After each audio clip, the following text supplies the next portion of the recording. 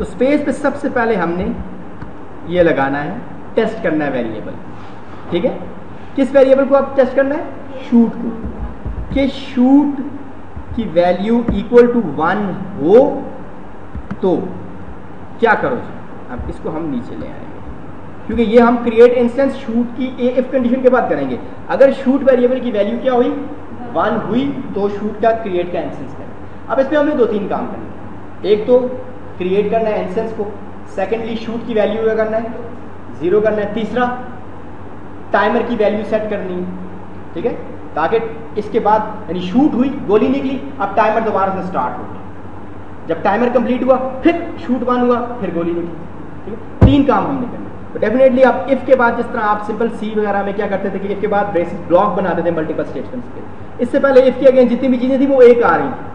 अब इस एक इफ के साथ 3 स्टेटमेंट्स आपने ऐड करनी है, 3 काम करने हैं। इफ अगर ये हुई, गोली भी निकालनी है, शूट को भी 0 करना है और टाइमर भी सेट करना है। तो हम यहाँ पे ये ब्लॉक है और यहाँ पे ये एल्स भी आपको नजर आ रहा है, यहाँ पे एग्जिट भी है, ये स्टार्ट है जी, ये इफ का क्या है? स्टार्ट। इसको पकड़ा पकड़ के इधर ले आए, स्टार्ट ऑफ ब्लॉक, यानी if shoot equals to 1 block start कर दो जी। क्रिएट करो इंस्टेंस को, सेकेंडली क्या करो? वेरिएबल सेट करनी है, शूट की वैल्यू क्या कर दो? 0 हो गई। और साथ हमने क्या किया, इधर मेन में आपको मेन में था, मेन 2 में ये टाइमर की वैल्यू नजर आ गई। सेट अलार्म, सेट कर दीजिए अलार्म। अलार्म कितना? अब किसके अगेंस्ट लगाना रहे हमारे? हमने यहाँ पे कौन सा रखा हुआ है? अलार्म 0 रखा हुआ है ना, तो वही वाला अलार्म 0 आ गया। अगर कोई और अलार्म होते तो आप उसके अगेंस्ट इसको रखते। अलार्म 0 को आपने क्या कर लिया? कितने स्टेप्स के बाद अलार्म हो, यानी कितने स्टेप्स के बाद ये अलार्म 0 अपना एक्शन परफॉर्म करे। तो आप इसको 10, 15, 20 जितना करना चाहते हैं, लेट्स से हम इसको 10 कर देते हैं, यानी हर 10 स्टेप के बाद वो एक गोली फायर कर सकते, ठीक है। तो अब क्या होगा? अलार्म 0 का हमने क्या कर दिया, जो ही वो हुआ शूट हुआ तो हमने अलार्म को 0 सेट कर दिया। कंट्रोल में जाके अब हमने इफ को क्या कर दिया? बंद कर दिया। तो ये सिंपली देखो एक छोटा सा कोड बन गया कि if shoot equals to 1 create bullet, shoot equals to 0 और अलार्म इक्वल्स टू 10। तो अब 10 के बाद ऑटोमेटिकली ये अलार्म 10 के बाद ये अलार्म देगा और अलार्म का एक्शन क्या है? शूट को 1 कर दो। शूट 1 हुआ तो वो स्पेस के अगेंस्ट आपका नया बुलेट क्रिएट हो सकता है।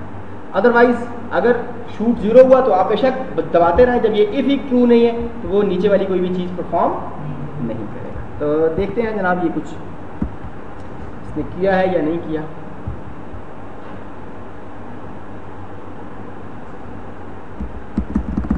अब मैं दबाया हुआ है लेकिन वो एक स्पेसिफिक टाइम के बाद ही कर रहा है। अगर आप अलार्म की वैल्यू बड़ी कर देंगे तो इसकी स्पीड स्लो हो जाएगी, मज़ीद स्लो हो जाएगी बुलेट्स के निकलने की, ठीक है। और अगर आप इसको कर देंगे, इसका टाइमर कम कर देंगे, अलार्म की वैल्यू लाइक 5 कर देंगे, 6, तो वो ज़्यादा तेज़ी से निकलने शुरू हो जाएगी, ठीक है जनाब। तो अभी तक हमने क्या किया? बैकग्राउंड बनाया, बैकग्राउंड मूव करवाया, प्लेन बनाया, प्लेन से बुलेट्स निकालनी स्टार्ट कर दी। अब हम शामत लाते हैं दूसरे जहाज़ों की। अब हम एनिमी E1 बनाते हैं, एनिमी 1 स्प्राइट लोड की, और ये एनिमी 1 की स्प्राइट आ गई, ये वाला आ गया जनाब आपका एक जहाज़। इसको भी हम सेंटर कर लेते हैं, ओके किया। यहाँ जल्दी से इसका एक ऑब्जेक्ट बनाते हैं, OE1 इसका नाम रख दिया। स्प्राइट इसको हमने दे दी E1 की, एनिमी 1 की। और अब ये एनिमी साहब क्या होंगे जी?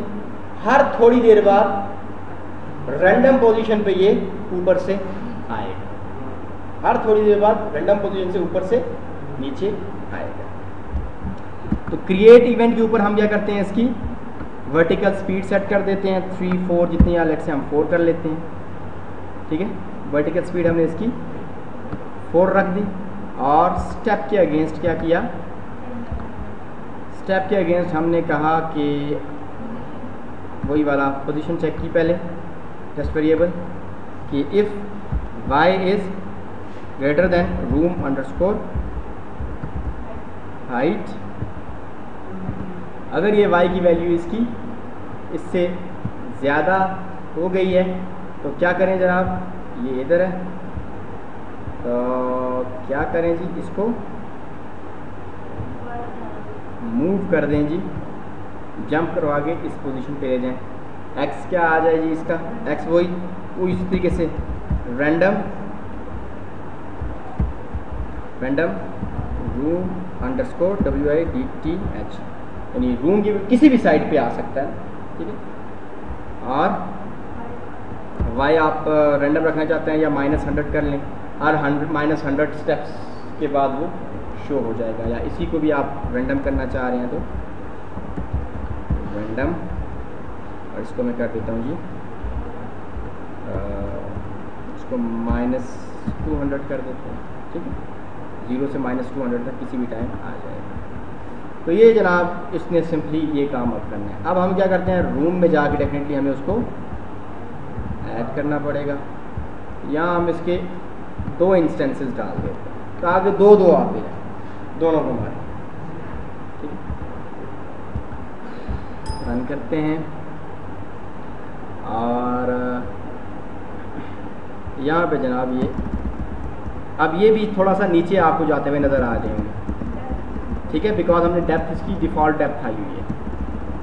ये दोनों इकट्ठे अब आ गए हैं, ठीक है। तो ये रैंडम है, किसी भी जगह पे ये आ सकते हैं। ये इधर से आ गया, दूसरा उधर से आ गया, ठीक है।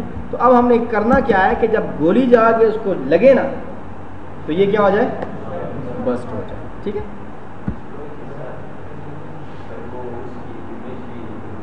ठीक है जनाब,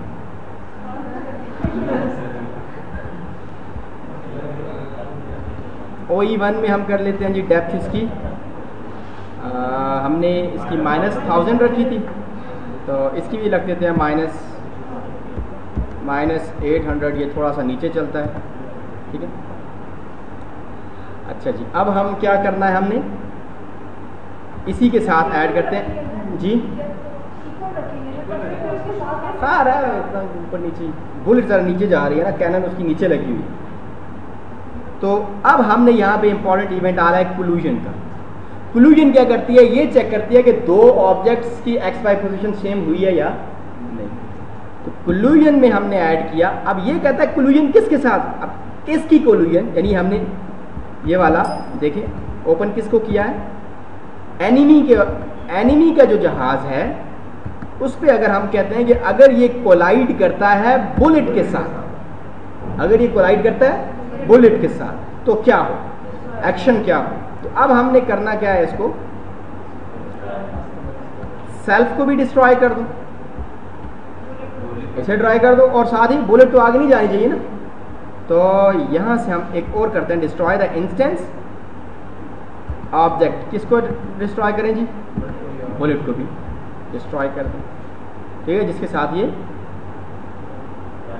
कोलाइड हुआ है, ठीक है। डिस्ट्रॉय द इंस्टेंस, 2 ये इंस्टेंस डिस्ट्रॉय हो गए। देखते हैं पहले ये काम कर रहा है या नहीं कर रहा।